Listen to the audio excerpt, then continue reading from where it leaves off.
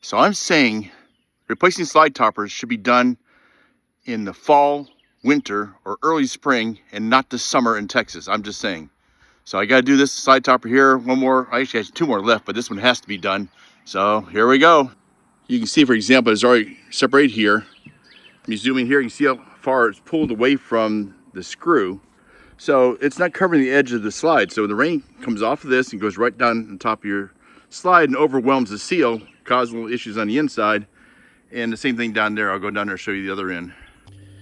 I just drilled out my groove and need to clean that up right here. This is how you get it off and get the slide topper back on. But you can see how far it is from the screw. It should be past that point right there, the end of the slide topper. The same thing on the other hand I just showed you.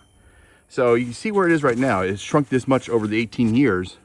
So I'm actually kind of surprised it lasted this long. And what happens is that even, for example, you bring the slide partially in and let the water drain off after a big rainstorm, for example. You see the water is going to pour here right on top of the slide top and go underneath right here and head down that way. And it pools in the middle. So then you think it's all done. You bring your slide in and the water just pours here in the front or in the back of your slide into your coach. Simply because this is not draining over the edge.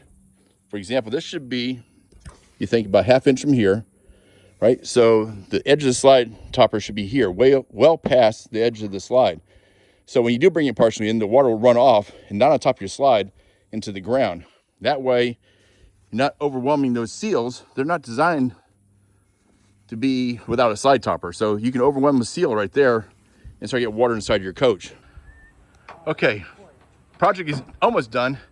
I had to reattach that rail, the drip rail, to the coach.